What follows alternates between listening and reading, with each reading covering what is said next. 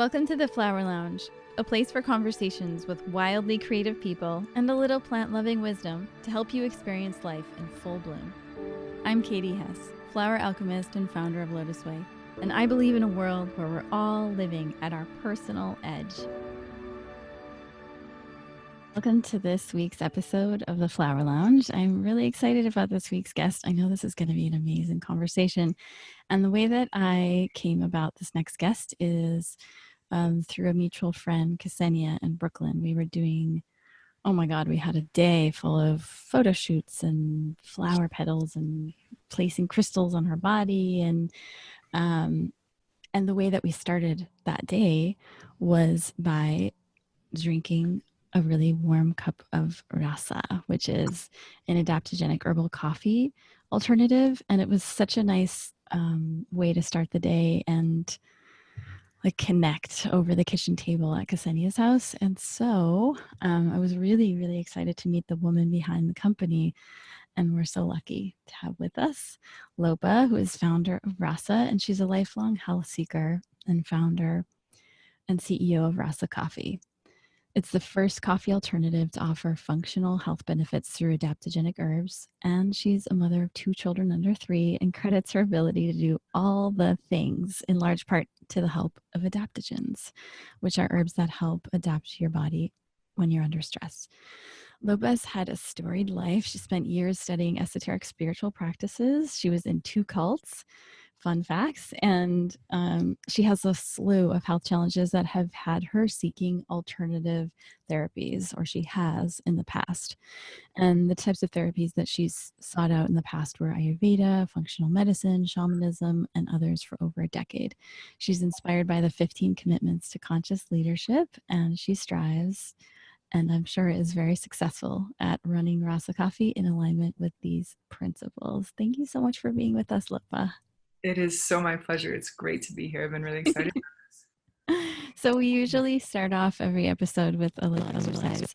If you want to just take a minute to close your eyes and go back to your childhood and see if you can remember a time when you played around flowers or plants or trees, and just reflect on whatever you were doing, who you were with. See if you can identify a favorite flower or botanical, and reflect on what would be the 3 words you would use to describe that flower or botanical. And then whenever you're ready, you can open your eyes and just tell us a little bit about where you were, what you were up to, what your favorite was, and the 3 words you would use to describe its personality. Sure. I was so blessed. I grew up in upstate New York, and we had this big forest that extended past our house, behind our house. And I just spent all my time out there and just getting messy and playing. And there was kind of a marsh there, and building forts and talking to trees and all of that. And there was this one flower, I don't know the name of it, that would show up kind of unusually. And so that was actually one of the words that came up for me, was rare. But it was so simple and it was so bright. So those are my 3 words: simple, bright, and rare. And yet like so beautiful in its simplicity. It was just like, it just had this, like, there was nothing obstructing it from just shining its beauty. And I love that little flower. Anytime I would see it, it felt like a special occasion. Aw. Okay. Because what we find is that the words you use to describe your childhood favorite describe the way that you bring your greatest gifts to the world. So simple, bright, beautiful, and rare. Nothing is obstructing you, and anytime we have access to you, it's a special, rare occasion. Awesome. Oh, that's great. Way to put it back on me. I love it. So if you are listening, I'm watching Lopa drinking out of the most beautiful, gorgeous bowl of tea. And she's started off our conversation before we hit record doing a tea ceremony for herself. And so I wondered if we wanted to just jump off of that topic as you're drinking your tea. What is it about tea ceremony that's so luscious and juicy for you? Oh man, I could spend the entire podcast and others years talking about just that. Tea is my other passion besides adaptogens. Those are kind of my two things. But I'm very clear that for me, tea is not something that I'm going to create a business out of. It's a personal practice. If I were to be concise, which is hard for me, I would say that tea puts me into a meditative state, and all I have to do is show up for it. So I actually, when I drink tea, and it's not just like I put a bag of tea in a mug and then I drink it while I'm at my computer. No, that does not work. One of the things that my tea teacher says, and then yes, I am that into tea that I have a tea teacher. I love it. He runs an organization called the Global Tea Hut. If anyone is interested in learning more about tea, they are amazing and have tons of free resources. But he says that plant medicine requires participation. And so you have to, most plant medicine, but because there are some that'll just hit you over the head and say like, oh, you're coming with me. But for the purposes of this conversation, adaptogens, flower essences, tea, those all fall into the realm of plant medicine for me. And I experience that they require a certain level of participation. You show up, and then you can really experience what they're doing for you. So doing it consciously, and tea has, centuries, millennia of tradition around, both with monasticism and with hospitality. So it's this interesting spectrum of tea has an association with meditation. There's a saying, Zen and tea, one flavor. And I do experience when I'm, again, that state, like where I drink tea, I drink certain kinds of tea consciously in a meditative state or in a meditative way. And then boom, my body's just there. And I'm like, oh yeah, that's the flavor of Zen. And then on the other hand, tea is as associated with hospitality the world over. I mean, like, come on in, have a cup of tea. Like how often, do people say that? I mean, it's a way that we nourish and support each other. So I love that whole spectrum. Tea is a way that we socialize. We're actually going to be moving our tea room into our dining room area now. So it's like actually at the center of the house, because this is what we do with people. We have them over, let's have tea. And it's also a meditative practice for me as well. It seems like it's a very sacred process. And I love that. I love all forms of meditation or awareness practices that are based in your senses. So like I can see the steam coming up from your tea and it's hot and there's the flavor and you're observing the effects of it on your body as you're drinking it. How do you feel like that practice enhances your life? Oh man.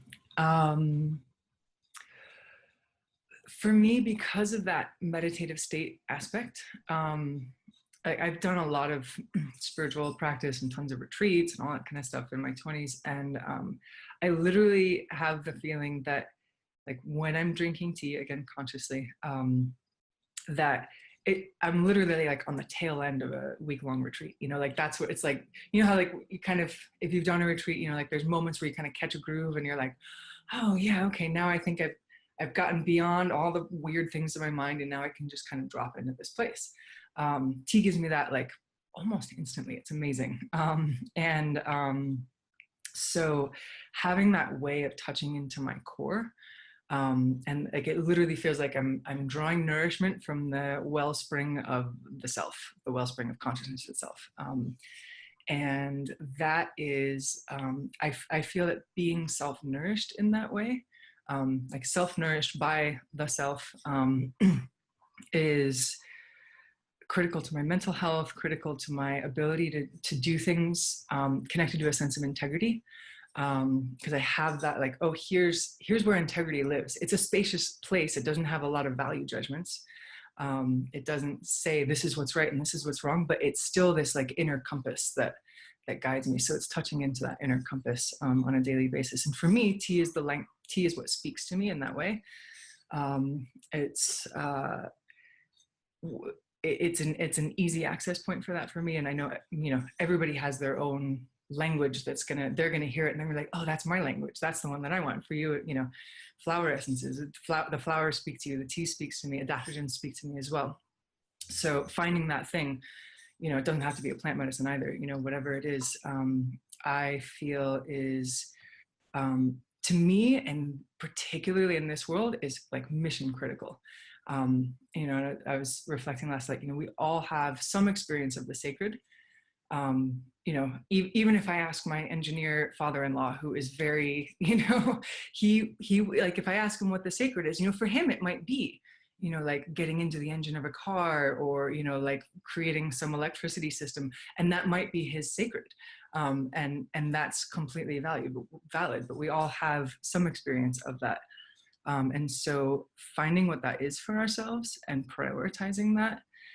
When teacher says, like, we need to create space for ourselves to remember, like, you need to remember. So it reminds me of like hearing in my practice that the hardest part of meditation is just getting your butt on the cushion. Yes. There's a saying in Buddhism, the biggest part of the practice is making space for the practice. And you just took a trip to a place that we both love. You were in Taiwan, right? Yeah. Is there any like juicy tidbits you want to talk about your trip? Oh man, you love Taiwan too? Yeah. Oh my gosh, that's awesome. Not many people have been to Taiwan or know Taiwan. We spent most of our time at this tea center, and we were in sort of a tea retreat. And one of the biggest things for me, actually, with that, I was existing in this world where there were a group of people who are there just to serve us, just to take care of us in this way, cooking us beautiful food, and like, teaching us all about tea, serving us these amazing teas, and facilitating us through meditation and that sort of thing. And it was all oriented around service. And in the tea tradition that I study, and it's all very much about, we're not learning how to make tea, we're learning how to serve tea, we're learning how to facilitate this experience for other people. And that orientation towards service, here's the thing, I've had that before, that's very prevalent in a lot of sort of spiritual traditions and that sort of thing. But the truth is that the way I was orienting around it at that time was much more of actually serving myself while looking like I was serving others. So that I looked like I was in service, and so I looked like I was doing the right spiritual thing. It was subtle. It took me, if you had told me that at the time, I would have been like, but it didn't have this same orientation of actually being nourishing to me. And I had a big hit around when I was watching, these people helping us in all these ways. And I was like, oh, I want to live in service like this. And I can't because I'm a mother and blah, blah, blah. And then I was like, wait a second, I'm in like 24-hour service to my children. And so then that helped me like to flip a switch and be like, oh, I can see my motherhood as service. I can see my work with Rasa as service. And that's always been there with Rasa as well. But there's something about consciously tuning into that, where you giving of yourself actually in service to some bigger mission, something that's bigger than yourself, actually comes back and self-nourishes as well. The act of giving becomes the act of receiving itself. And that was a really big mental and psychological shift. And now it's a practice, you don't like think it once and you're like, cool, everything's service from here on forward. I catch myself sometimes being like, oh, kids, blah, blah, blah. But then I'm like, wait, I am a steward of these beings, I get to take care of them. I'm a steward of this business. I'm a steward of these plants. And so, trying to catch myself, especially in those moments when I'm stressed, and being like, one, I chose this. I'm not a victim to the circumstance. In the bigger picture, I said yes to this. And two, this is part of, what I'm giving to the world. And so like, give it, like let it go, let it come from the heart, connect to that heart of wanting to be of service to others. And it becomes nourishing instead of draining. It's so interesting because so often in my practice, or things that I've heard from my teacher, is like, it's not at all important what we do, it's how we do it. So like, you may meet the greatest spiritual master of all time, and he's just like quietly sweeping around a house, right? Yeah. And so we have this concept, I think, in the Western world or in general of like, we have to do these grand things externally when the moment that might be the most profound is that moment when you're pouring the tea. Like, I love when you pour tea for someone else and you have to put your hand on the top of the teapot so it doesn't, spill over. And there's that moment where you're both just sort of suspended in time and there are no thoughts and you're just like holding open that space of total being in the present moment with them. Yeah. That's like the greatest gift, like ultimately when we're at our deathbeds and there's nothing that anyone can do for us, or we're with someone else that's dying, there's nothing to do. It's like that is the greatest gift, just to be present with someone. And when you talk about your experiences learning how to facilitate the tea experience for people, it makes me think that you're doing this tremendous service transmitting, if you're dropping into that space of vast presence and power, you're also giving people permission to do the same. It's like that instant transmission of awake. Yeah. Which is it's so funny, right? Because I think, is it Western? Is it we're women? Is it what? But we just get into this whole like mode of crazy busy, and we forget that it's not the doing, it's the being. Yeah. I'm culprit to that all the time. I mean, actually just yesterday I was like, oh my God, I haven't actually consciously drank tea in a week. And, because there's so many more important things to do and I have to do them, right? And they're, and then I paused and dropped in and was like, how can we forget this? And we do, and we have to just keep coming back and reminding ourselves that, I mean, I think where the world is and like how it's changing so fast and how full everything is. And it's more important than ever that we prioritize dropping into that space and connecting. And I think what you said about this, the how as opposed to the what, I think that really just hit me as like, that's so, I think, especially important for our culture and like our generation, who get really, and I spent a lot of years like toiling around, what am I supposed to do? What am I what's my purpose? Mm-hmm. That question. And I honestly, I mean, this might be a little edgy, I don't know, for this community, but like, I think that that's the biggest red herring, like. Oh, I absolutely agree. No, I've talked about the same thing. It's a total joke. It's a sham.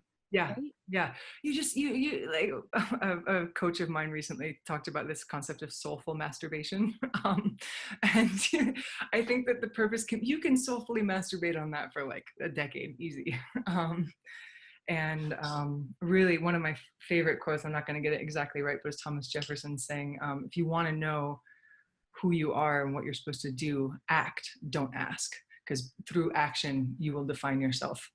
And so moving through and coming from your pure heart into whatever you do, and then you'll shift, you'll find the right thing and your path will move you in certain ways. Right. Totally agreed. It's like, yeah, I mean, I've written about like life purpose. It's not like some grand thing. And I think what happens is like we're in our 20s and we're worried, right? Like, oh shit, I'm going to miss it. Like, what if I miss it? It's that, yikes, it might go right by me and I won't realize. But it takes a whole lot of pressure off when we just say, maybe it doesn't matter. Like maybe how I wash this dish is really important, and maybe how I approach anything and everything. Although I will say, for people who are out there wondering about life purpose, there is like a little hint or tip that can point you in the direction of your true nature, which is different than life purpose. I mean, life purpose, let's just say all of our life purpose is to be a decent human being. It's very, very difficult to be a decent human. Just be a decent human being is a big deal. Like, not lying, not cheating, that's a big deal. And being in integrity. So, but if you look at your life and you see where, like you were saying about acting, if you look at when do you just like instantly jump into action effortlessly, like without having to think about anything, you just move, you act, that could be a good indicator of something that comes easily to you that is very deeply related to your true nature, right? So like for you, it might be, for Lopa, it might be pouring tea or serving adaptogenic coffee. For me, it might be flower essences or caring for people with medicines. But for you guys who are listening, just know, like observe yourself for a few weeks and see, when do you just like spring into action? It's like the easiest thing ever. Yeah. Can you imagine, like, what about somebody who like in their past life was the most amazing baker and made like baked goods that were transformative for people because they were putting in prayers and positivity and wishes into these baked goods, and then they reincarnate and they're like doing accounting or something with doing baking on the weekends, right? Or something like that, where you have like this natural facility for things. It sounds like for you, tea is really one of them. Yeah, tea is definitely one of them. And it's interesting too, actually, this idea of purpose and like what action is it. I actually really hesitated on putting myself fully into Rasa for the first year because I thought like, like if I just make a consumer product, it's just a coffee alternative, and like, like, is that really enough service? Like I really was an ego conversation with myself about whether or not I felt like I was going to be important enough and whether or not it was the right kind of, offering. And finally I like got over that and was like, wait, I want to do this. Like something's here and I love creating things. That's another sort of essence quality of mine, is just like going is production and creation, like making shit happen. I love to make shit happen. And entrepreneurship works great with that. So, but it was interesting that I kind of like sat on my hands for a bit being like, well, I think there's something better for me, when it was staring me in the face. It's funny how we do that, right?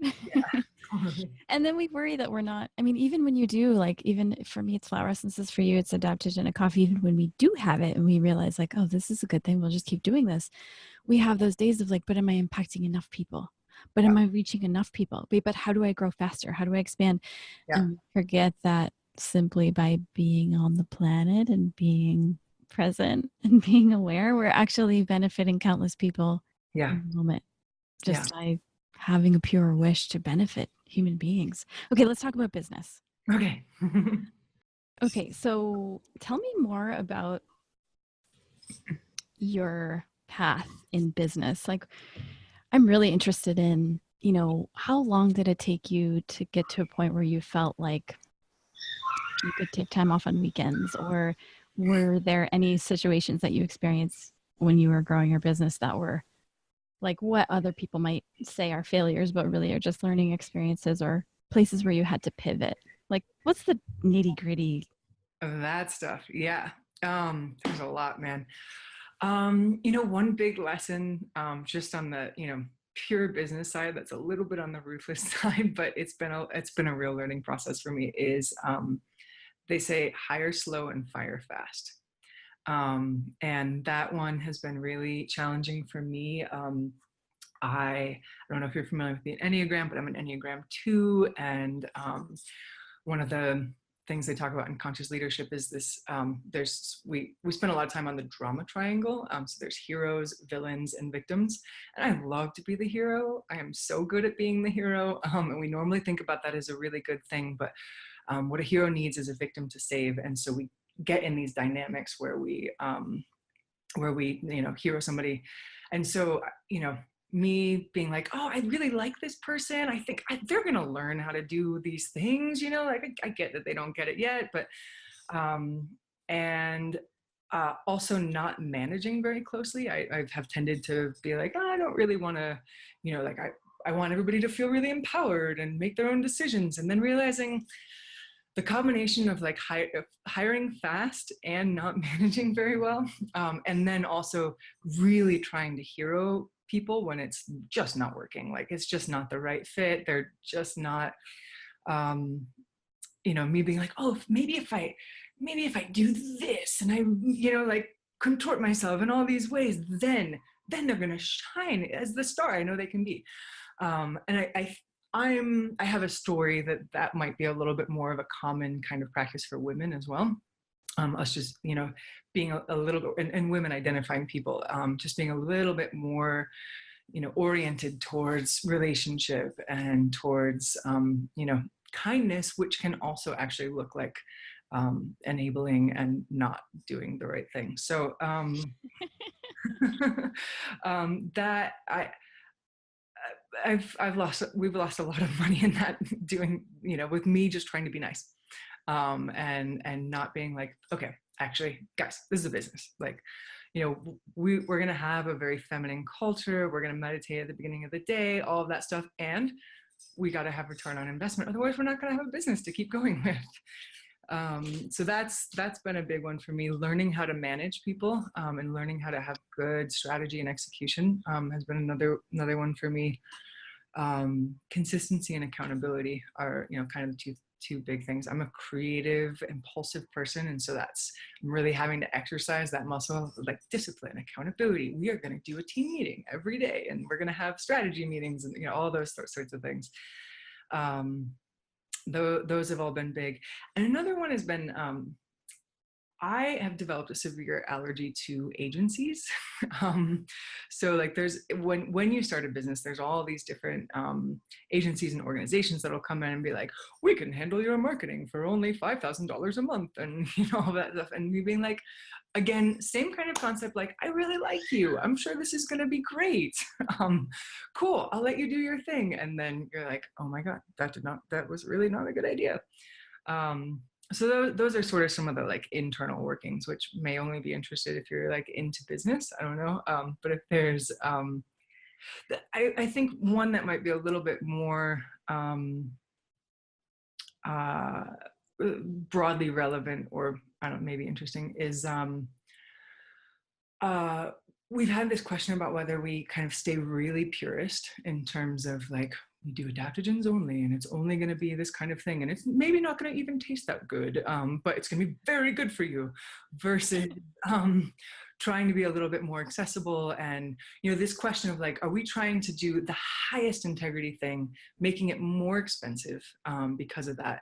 Not the highest integrity, but the highest like premium quality, maybe, like throwing in all the most unusual herbs and all of that. We already have some really unusual herbs in there, but or do we try and bring the price point down as much as possible, trying to make it accessible, and basically trying to get these herbs into as many bodies as possible, and make it as tasty as we can, and optimize around taste and price and function. So that was a pretty important pivot point. We ended up opting to make it as accessible as possible, with the mode of, there's a lot of amazing adaptogen products out there for, $2, $3, $4 a serving sometimes, $40, $50 for like a little jar that doesn't last you that long. We're like, cool, they're doing a great job at that.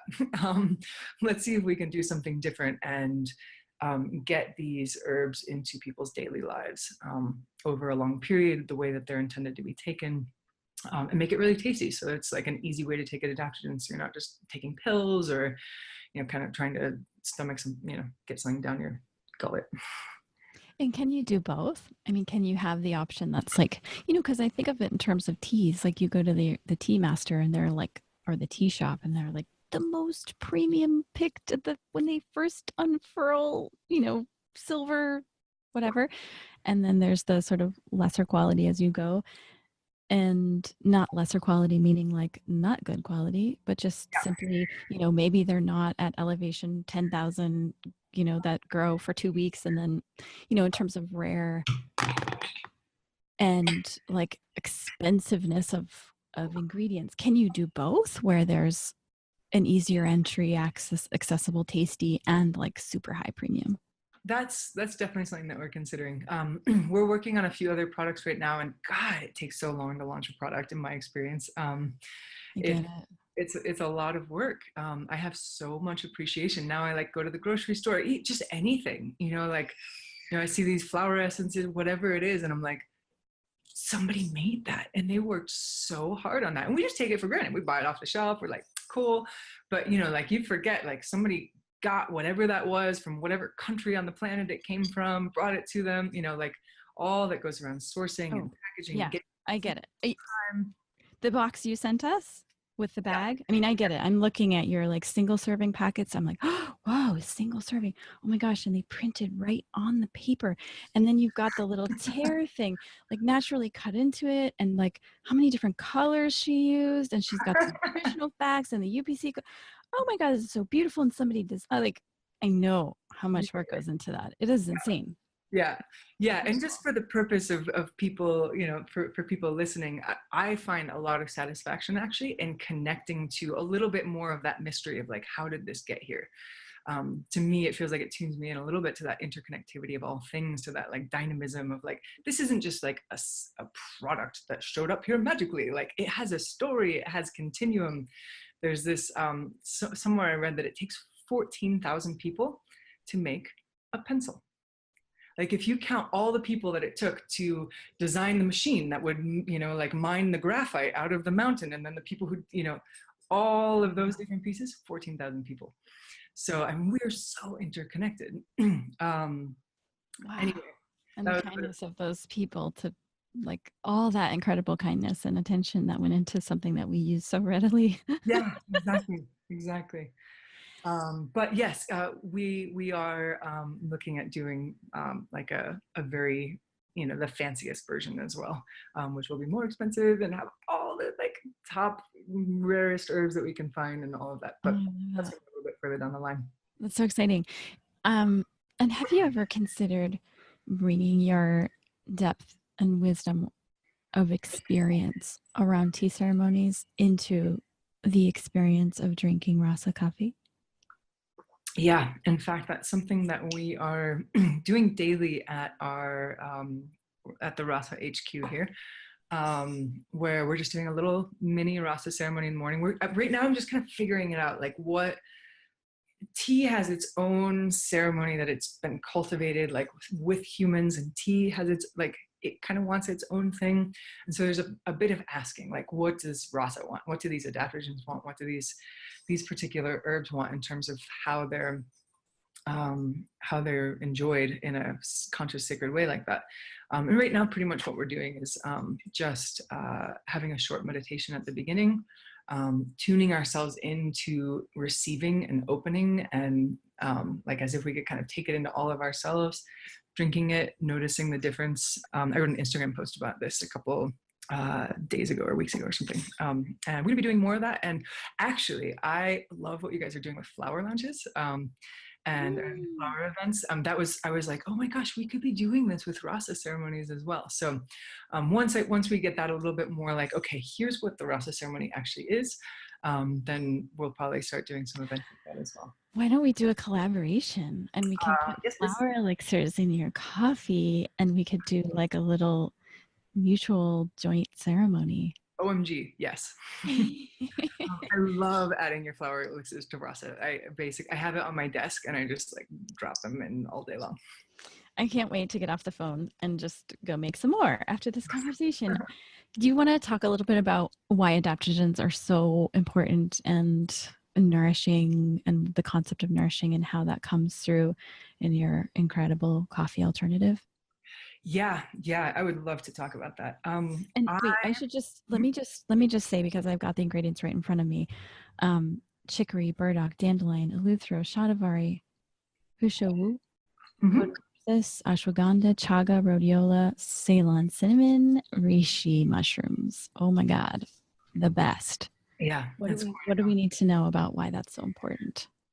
Well, on the adaptogens piece specifically, I feel that there's a real wisdom to why they're trending right now. And that is that I feel like these are the medicine for our time. And if you look at it from the kind of plant consciousness perspective, which is maybe a little bit more woo, but putting on my woo hat, these plants, I feel in some way are being like, guys, hey, we have a solution. We can help you. And there's an adaptogen expert out there named David Winston, who will, like, every time he speaks. David Winston. Yeah. I interviewed him on the podcast. He's incredible. Yeah, I love God. I think his episode's coming out next week. Oh my God, that's so exciting. I'm totally gonna listen. He's so good. He's so good. Yeah. He says a lot that adaptogens are not a substitute for a healthy lifestyle. So you can't, and this is the person the person I originally learned about adaptogens from like 10 or something years ago, he was like doing the exact opposite of that, and it worked. But he would go and party really hard, like all weekend long, and then he had his lineup of adaptogens that he would take like in the middle of the night and in the morning and blah, blah, blah. And I mean, he just powered through, man. He was just going. And that is what not to do with adaptogens. What to do is to use them as part of a healthy lifestyle. Just like you can't take a diet pill and, like not, also have a healthy lifestyle and it make you better. Not to compare adaptogens to diet pills at all. Even though I just did. It's like a slow build, right? Versus like a fast and furious. Yes. And that's one of the things too, as with many herbs, but particularly adaptogens and with flower essences as well, it's something that you're going to notice more and more over time. They have a cumulative effect. So the more you take them, the more you feel them. And they're herbs that were designed to often be taken like over a lifetime. Like they're generally safe for most people most of the time. Nothing is going to be a panacea for everybody, but the Rasa formula was very, very carefully designed around making it balanced. So that's one of the things, like each adaptogen has its own personality. Each herb has its own personality and qualities. Even though adaptogens all have a non-specific normalizing effect on the body, they still, for example, rhodiola is quite energizing and very, very, very drying. And if you were to just take rhodiola, like, a lot of it for a long time, you might notice some of the effects of, from the Ayurvedic perspective, some vata vitiation. Nervous system's going to start to get a little bit. That explains so much to me. Really? Yeah, because I live in the desert. It's super dry here. Water is the element I have the least of. And even though I love rhodiola, I just can't take that much of it. And my roommate's more kapha, and she just loves it.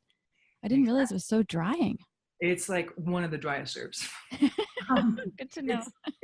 It's special. But if you pair that up with something nice and moistening like Codonopsis or Shatavari, so the Rasa formula is really designed around making a balance between those. But you don't want something that's super moistening all the time, because then if you are a little bit more on the kapha side, then that's too much for you. So we've got drying herbs balanced against moisturizing herbs. We've got energizing herbs against nourishing and calming herbs. And you asked this question around nourishment. One of the things that I feel we're really trying to do with Rasa is encouraging people to like energize from within. So adaptogens work with your body to build up your long-term energy stores. So we've got adaptogens that are going to give you an energy boost that day, but then the longer you take them, the ashwagandha, the shatavari, the codonopsis, the hashiwu, all those herbs are actually going to be like slowly building your deep energy reserves. And then the end result is that over time, you're actually going to have really stable energy throughout the day. And that's one of the things that's been amazing for me, because I have a 3-year-old and a 6-month-old and a startup. And I am like consistently amazed. I'm like, wow, I have energy. Like I have energy all day. I know I'm drinking my own Kool-Aid here, but like it works. So yeah. And having some of those nervous system tonics, I feel like our nervous systems are not fully designed for how fast this world moves and how much distraction we have through our phones and all of that. So it's a lot for us to take on. And so having ashwagandha is an amazing nervous system tonic. And a lot of the other herbs are also going to help with normalizing your nervous system and just calming it and helping it to relax. I really feel that combining this both energizing and nourishing, I think we kind of come in the kind of analog to this is like people drinking coffee and then having some alcohol to calm down. That is not actually great for your nervous system in general. Coffee is a central nervous system stimulant. We don't think coffee is the devil by any means, but I think that the way people use it, it's a really powerful plant medicine. That's one of the ways to look at it. Coffee is an extremely powerful plant medicine, and it should be used, I think, with respect as opposed to with habit, as opposed to like, there's a lot of reasons why you continue to need more over time.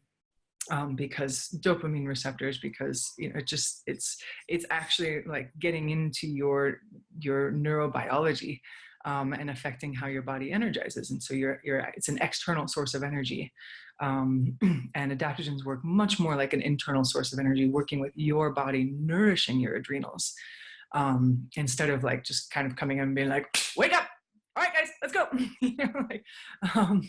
The adaptogens are a little bit more like, okay, it's time to get up now. Okay, we're gonna massage you. You're gonna be really healthy. It's gonna be a wonderful day. It's a much more nourishing way to get your energy. I love that description. I think as I get older too, I think about aging gracefully. I see my body changing over time in really slight ways, and noticing I might have to do a little more stretching now than I did in my 20s, or, and I think that's a big thing for a lot of people. I think we forget about, we go for like I need energy today, and we forget about the long term. Yeah. Even just hearing you talk about, how do you say it? Hoshowu? Hashowu. Hashowu. Like huh? Show, like I'm gonna watch a show. Woo, like put on your woo hat. Hashowu. Hashowu. I used to work in a health food store a long time ago, like 2 decades ago. And I remember people coming in looking for that remedy to like prevent your hair from graying. It's a really interesting angle if you think about it in terms of, not just like the vanity thing, which, not having gray hair, that's one thing. I'm all for gray hair, but, slowing the aging process down is an interesting concept. Mm-hmm. Yeah. Actually, Hoshowu was named after Mr. He, who apparently used it to make his gray hair turn black. That is the Chinese lore about it.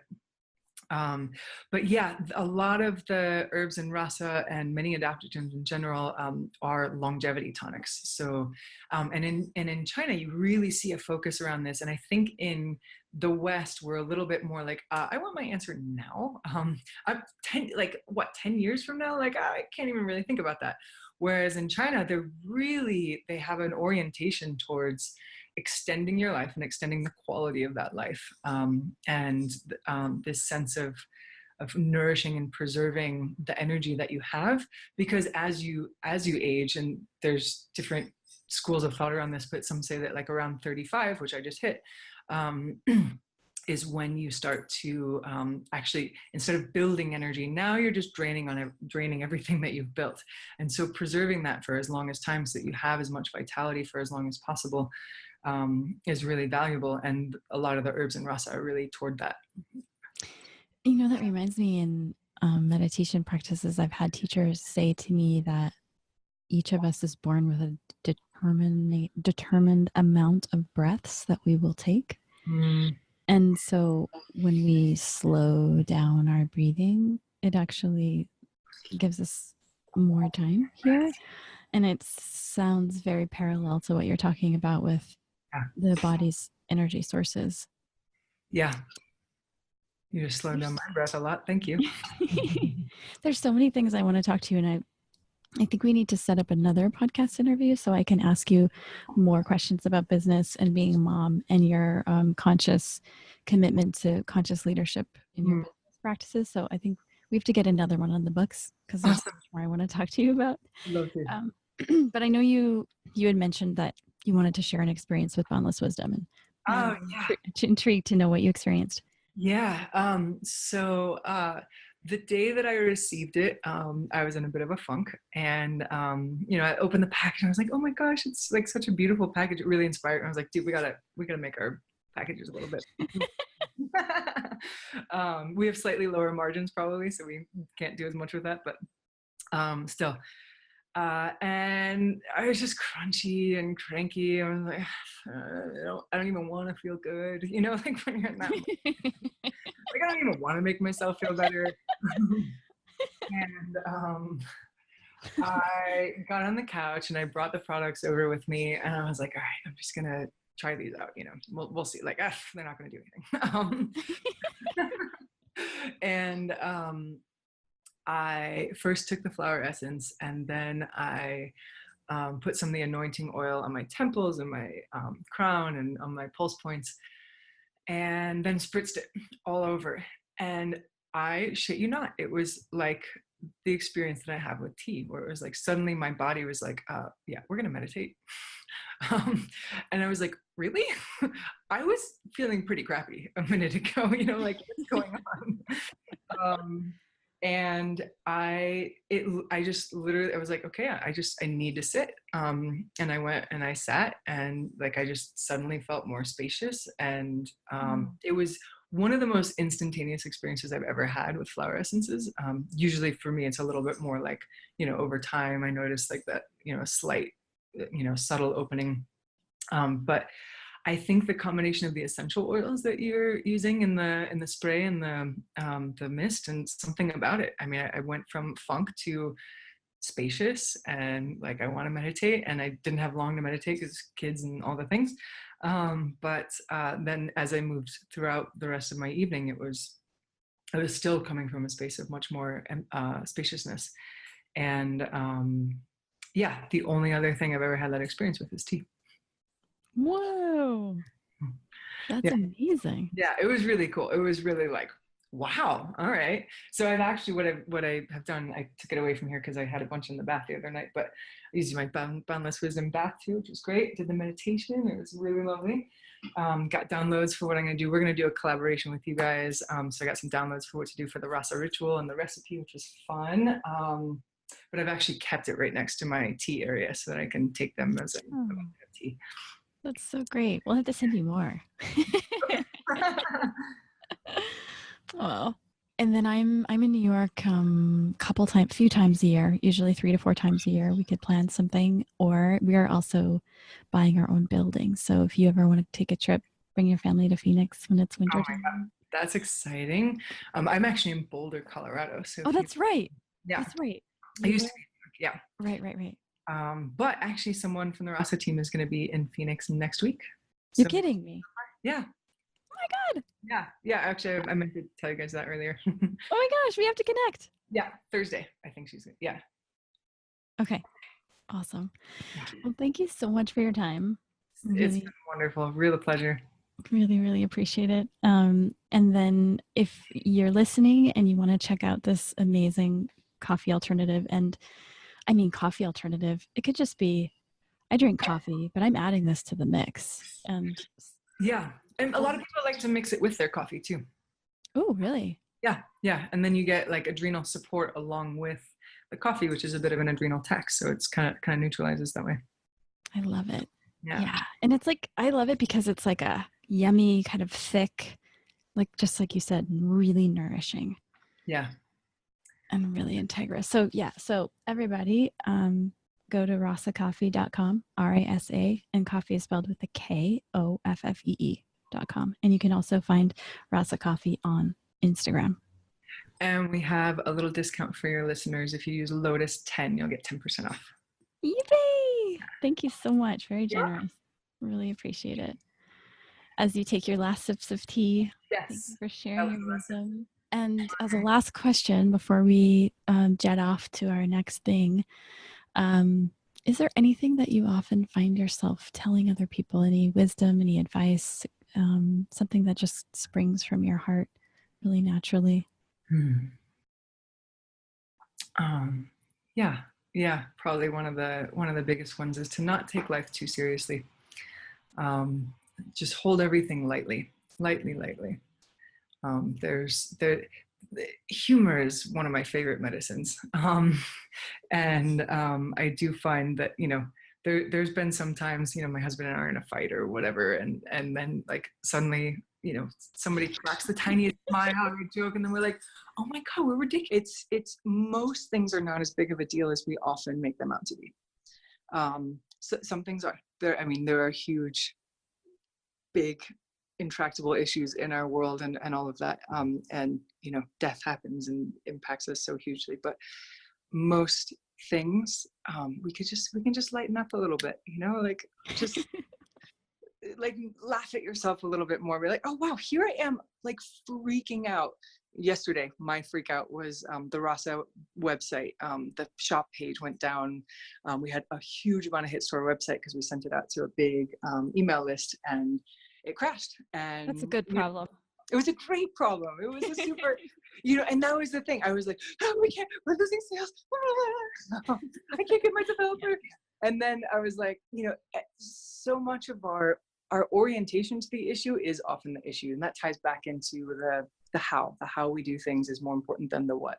So like, if I had just had this, and when I got to that place, because I was like, oh wait, actually this is great. How awesome. Then it just helped lighten everything up.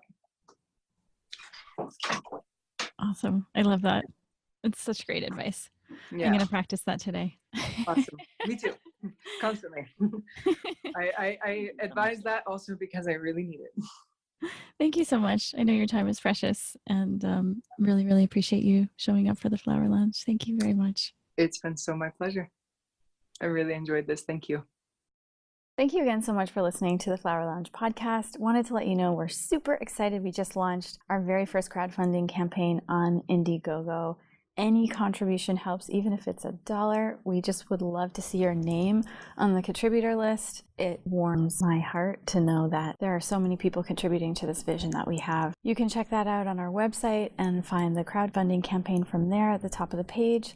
And we have a retreat coming up in Costa Rica in November. There are only a few spots left. If any of you want to take a last-minute trip, you need a week of luscious downtime on the beach, in the jungle.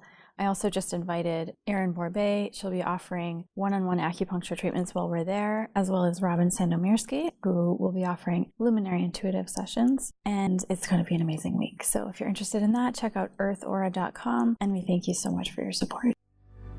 Thank you so much for listening to the Flower Lounge. I'm Katie Hess, and we'll be releasing a new podcast every Wednesday.